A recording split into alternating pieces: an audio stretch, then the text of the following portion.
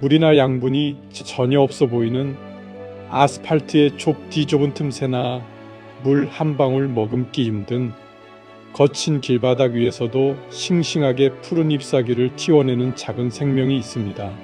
길을 걷다가 우연히 이들을 보며 처음에는 왜 좋은 곳도 많은데 거기서 그 고생을 하니 하며 안쓰러운 궁금증이 생기다가도 그 억척스러운 생명력에 마음으로 감동의 눈인사를 합니다. 우리는 정원을 가꾸거나 농사를 지을 때 이 작은 풀들을 보며 인상을 찌푸리곤 하지요. 에구, 또 자랐네. 우리 예쁜 꽃들과 채소들이 먹을 양분을 다 빼앗아 가는 귀찮은 녀석들 하고 말입니다. 우리는 이들을 잡초라는 쓸쓸한 이름으로 부르며 언제나 외면하고 뽑아버리는 서러움만 주어왔습니다. 하지만 정원사의 장갑을 벗고 이 작은 초록색 생명 곁에 누워 눈높이를 맞춰보면 우리가 미처 몰랐던 잡초의 따뜻한 비밀 이야기를 들을 수 있지 않을까요?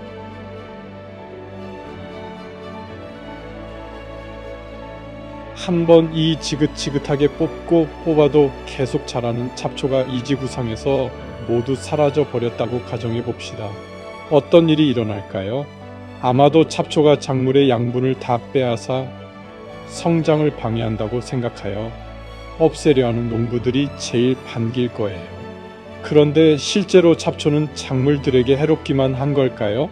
작물과 잡초의 흙 속의 뿌리들은 서로 손을 맞잡고 따뜻한 인사를 나누는 동반자입니다. 쟁기조차 다 다르지 못해 단단하게 굳어버린 땅을 향해 잡초는 자신의 온 힘을 다해 깊숙이 뿌리를 밀어넣습니다.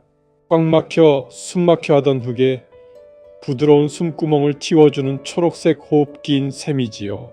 잡초가 밤낮으로 거친 흙을 부수어 공기가 통하는 숨쉬는 흙으로 만들어 놓으면 그제야 사람이 심은 이 연약한 작물들이 마음 놓고 뿌리를 내릴 수 있게 됩니다. 또한 잡초는 단단한 바위나 시멘트 틈에서 뿌리 끝으로 유기산을 분비하여 미네랄을 스스로 녹여냅니다. 척박한 땅에서 미량 원소를 흡수하며 자라난 잡초는 죽어서 스스로 썩어 유기 거름이 됩니다. 이 영양분 덕분에 황무지였던 곳이 비로소 다른 화초와 나무들이 자랄 수 있는 살아있는 토양으로 탈바꿈합니다. 그리고 이 거칠고 깊은 뿌리들이 단단한 땅속을 파고들어 흙에 숨구멍을 틔우고 비가 올 때 물이 잘 스며들도록 돕습니다. 그리고 그물망처럼 촘촘하게 얽힌 잡초의 뿌리는 바람이나 빗물에 흙이 씻겨 내려가는 현상을 완벽하게 막아줍니다.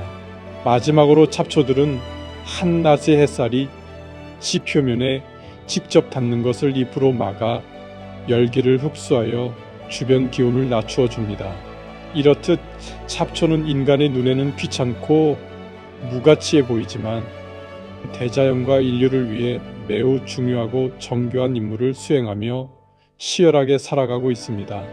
자신의 강인한 생명력으로 남을 살리고 자라게 하고 건강하게 하는 숭고한 일을 하고 있답니다.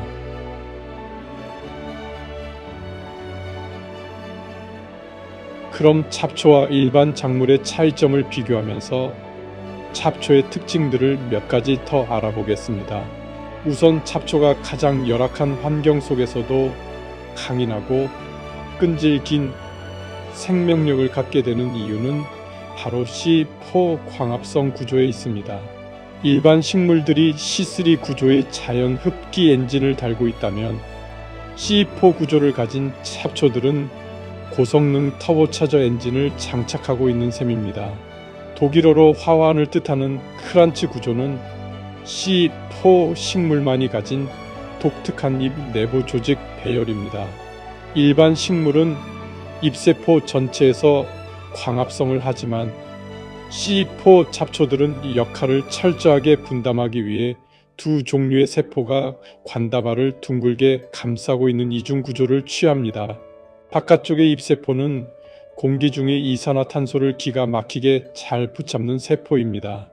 안쪽의 다발묶음의 세포는 바깥에서 배달해준 탄소를 받아 최종적으로 포도당을 만들어내는 생산 공장 세포입니다. 일반 C3 식물은 날씨가 너무 덥고 건조해지면 수분 손실을 막기 위해 숨구멍을 닫습니다. 이때 세포 내부에 산소가 쌓이면서 식물이 스스로 에너지를 갉아먹는 쓰레기 처리 과정인 광호흡이 발생합니다.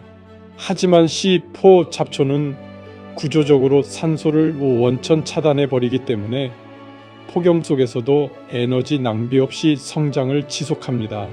C4 구조는 이산화탄소를 워낙 효율적으로 흡수하기 때문에 숨구멍을 아주 살짝만 열어도 필요한 탄소를 다 채울 수 있습니다. 덕분에 일반 식물보다 물 사용 효율이 2배 내지 3배 이상 높아 시멘트 틈새처럼 물이 없는 곳에서도 푸르게 살아남는 비결이 바로 이 효율적인 구조에 있습니다. 일반 식물은 한여름 때 약볕이 내리쬐면 지쳐서 성장을 멈추지만 C4 구조의 잡초들은 빛이 강하면 강할수록 온도가 높으면 높을수록 광합성 효율이 수직 상승합니다.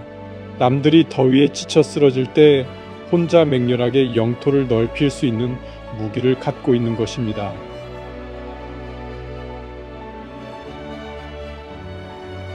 일반적인 식물이나 나무는 생장점이 줄기 맨 위나 가지 끝에 있습니다. 이 부분이 잘리거나 다치면 더 이상 위로 자라지 못하고 성장에 치명타를 입습니다. 반면 잡초는 가장 중요한 세포 분열을 하는 생장점을 지표면 바짝 아래나 뿌리와 연결된 깊숙한 곳에 숨겨두었습니다. 그래서 동물이 잎을 뜯어 먹거나 낫으로 풀을 벨 때 또는 사람의 발걸음이 위에서 꾹 눌러도 단단한 땅이 완충 작용을 해주어 생장점 조직이 으스러지지 않고 살아남습니다. 그리고 생장점이 뿌리 근처에 있다는 것은 에너지를 공급해주는 지하 영양 창고와 24시간 밀착해 있는 것과 같습니다. 예기치 못한 공격으로 잎과 줄기가 전부 잘려나가는 비상사태가 발생하면 생장점은 뿌리에 비축된 녹말과 영양분을 곧바로 뿌리로부터 공급받습니다. 또한 이 영양분 이동거리가 사실상 제로에 가깝기 때문에 에너지를 낭비하지 않고 상처가 아물자마자 곧바로 새로운 푸른 잎을 뿜어내는 폭발적인 재생력을 발휘할 수 있습니다. 그리고 한여름의 극심한 가뭄이나 한겨울에 매서운 칼바람이 불어올 때 지상에 노출된 식물의 줄기와 잎은 수분을 빼앗겨 까맣게 타들어가거나 얼어 죽기 십상입니다. 이때 잡초는 지상의 이파리들을 과감히 말라 죽게 놔두고 뿌리와 생장점만 땅속의 온기와 남은 수분 속에 안전하게 대피시킵니다. 가혹한 계절이 지나고 환경이 다시 좋아지면 땅속에서 숨죽이고 보호받던 생장점이 다시 깨어나 세포 분열을 시작하고 지상을 푸르게 점령합니다.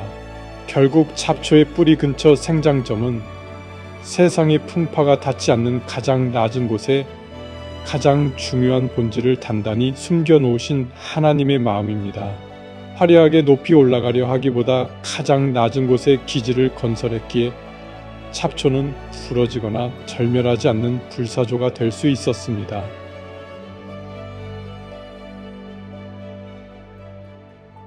잡초 한 포기는 종류에 따라 수천 개에서 많게는 수십만 개의 씨앗을 폭발적으로 생산합니다. 이것은 철저히 계산된 확률의 법칙을 따르는 공간 전략입니다. 척박한 자연환경에서 씨앗이 좋은 땅을 만나 싹을 틔울 확률은 극히 낮습니다. 잡초는 이 문제를 압도적인 수로 해결합니다. 99%의 씨앗이 아스팔트나 바위 위에 떨어져 죽더라도 단 1%의 씨앗만 흙 구석에 안착하면 종족 번식에 성공하기 때문입니다. 엄청난 수의 씨앗들은 바람을 타고 날아가거나 동물의 털, 심지어 인간의 옷과 신발 밑창에 붙어 사방으로 멀리 퍼져나갑니다.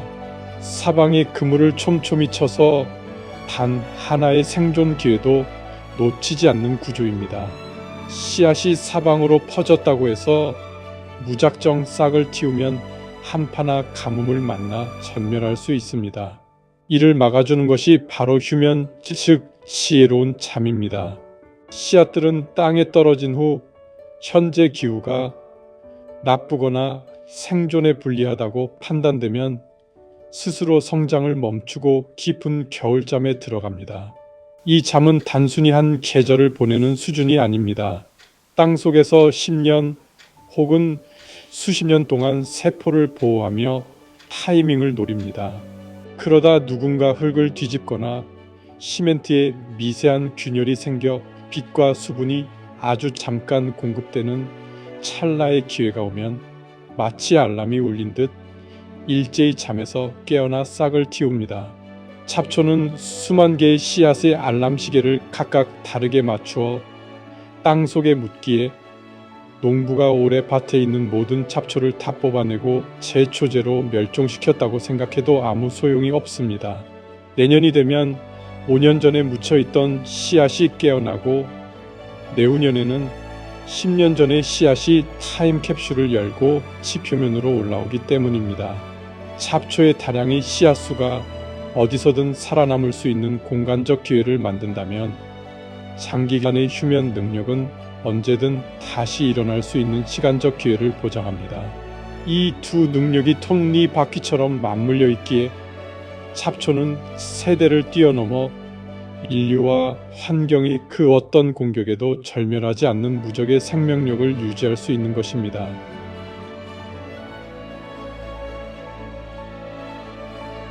뿌리를 비교해보면 잡초가 얼마나 강인한 생존 중심적 설계를 가졌는지 알 수 있습니다. 작물의 뿌리는 농부가 비료와 물을 주기 때문에 멀리 뻗을 필요가 없습니다. 영양분이 모여있는 얕은 겉 흙에만 빗자루처럼 얕게 퍼져 있습니다. 그래서 가뭄이나 병충해에 가장 먼저 말라 죽는 원인입니다. 반면에 잡초는 민들레처럼 수직으로 땅속 수미터를 뚫고 들어가는 거대한 통뿌리를 가졌거나 바래기처럼 지표면을 그물망처럼 촘촘하게 뻗는 실 뿌리를 가집니다. 오히려 다른 식물의 뿌리가 닿지 못하는 지하 깊은 곳의 안반수까지 끌어올리고 미세한 흙먼지 속 수분까지 싹 쓸어 담는 흡수력을 자랑합니다. 땅 위로 드러난 모양새를 보면 작물은 수확하기 좋게 자라지만 잡초는 생존에 적합하게 자랍니다. 작물은 햇빛을 많이 받고 농부가 수확하기 편하도록 줄기가 위로 곧게 뻗어납니다. 잎은 크고 부드러우며 수분이 많습니다. 이 때문에 바람에 쉽게 부러지고 꺾이면 죽습니다. 그러나 잡초는 흔히 보는 질경이 민들레처럼 잎을 땅바닥에 장미꽃 모양으로 납작하게 펼치는 로제트 구조나 방석처럼 기어다니는 모양을 취합니다. 이렇게 낮게 엎드려 있으면 사람이 밟아도 체중이 사방으로 분산되어 잎이 찢어지지 않습니다. 줄기세포에는 질긴 섬유질이 꽉 차 있어서 손으로 뜯으려 해도 고무줄처럼 늘어날 뿐 쉽게 끊어지지 않는 유연한 구조를 자랑합니다. 그리고 잡초는 화려한 열매로 남의 눈을 즐겁게 하는데 관심이 없습니다. 오직 내일도 살아남기 위해 에너지의 대부분을 보이지 않는 뿌리를 단단히 다지는 데 씁니다. 겉보기엔 볼품없고 납작해 보일지 몰라도 보이지 않는 뿌리를 먼저 키워냈기에 태풍이 불고 발에 밟혀도 눈 깜짝하지 않는 진짜 강인함을 얻게 된 것입니다.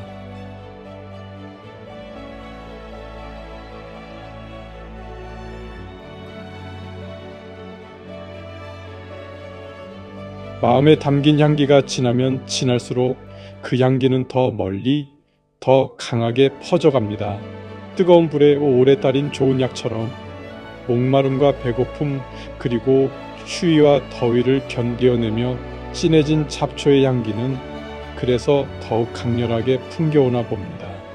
오늘의 고단함을 내일도 열심히 살아가게 하는 불로 삶고 단단한 흙은 나를 연단하는 약탕기로 여기며 목마름과 배고픔은 더욱 절실하게 물을 찾게 하는 갈증으로 바꾸고 때론 발에 밟히고 낫에 잘려도 묵묵히 그 모든 것을 내면 성숙의 기회로 삼아 나날이 더 진한 생명의 향기를 내뿜는 잡초는 모든 생명은 고귀하다고 그 어떤 삶이라도 살아야 하는 넘치는 가치가 있다고 말없이 이야기합니다. 도마도나 잡초나 똑같이 자신이 생명을 주신 하나님은 그래서 공평하십니다.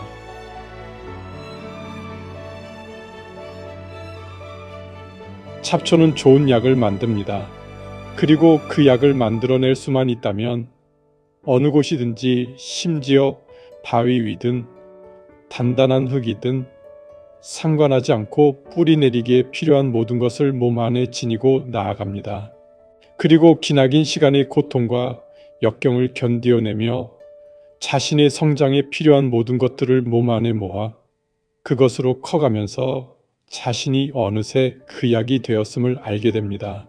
너의 서 있는 자리가 콘크리트 틈새처럼 차가울지라도 낙심하지 말아라. 내가 너의 깊은 곳에 꺾이지 않는 생명의 씨앗을 숨겨두었고 어떤 가뭄도 이길 초록의 엔진을 내 영혼에 새겨두었다. 너는 결코 버려진 잡초가 아니라 내가 이 세상의 상처를 치유하기 위해 보낸 소중한 나의 약이란다. 우리의 삶이 메마르고 척박한 광야 같을 때에도 하나님의 사랑은 멈추지 않습니다. 하나의 작은 풀도 넉넉하게 자라날 수 있도록 세심한 준비로 보살피시는 하나님은 그 어떠한 환경 속에서도 우리가 세상을 살리는 약이 될 수 있음을 끊임없이 속삭이시고 계십니다.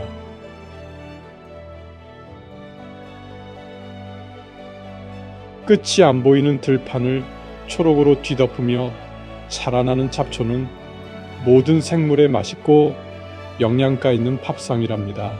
소가 배불리 잎을 뜯어 먹어도 잡초의 생장점은 뿌리에 있기에 다시 잎을 내어 금방 푸르게 자라나 땅을 채웁니다. 척박한 땅을 기름진 식탁으로 바꾸는 이 잡초 덕분에 우리의 생명은 이어지고 있습니다. 이 잡초 속에서 모든 것을 바꾸실 수 있고 좋은 것들을 모든 이들을 위하여 주시고 또 주시는 하나님이 보이는 까닭은 왜일까요?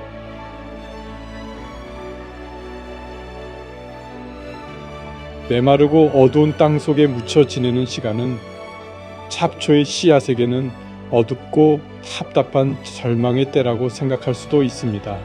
그러나 그 씨앗을 위한 완벽한 시간표를 갖고 계신 하나님의 손 안에서는 정확한 타이밍을 기다리는 내면 성숙의 시간이 됩니다. 마찬가지로 우리가 어둠 속에서 낙심할 때도 우리의 알람 시계를 읽으시며 기다림에 지치지 않도록 함께 긴 시간을 기다려주시는 하나님은 싹을 틔울 비와 함께 나의 손 안에 모든 것이 준비되어 있으니 지금은 꿈을 지키라고 말하십니다.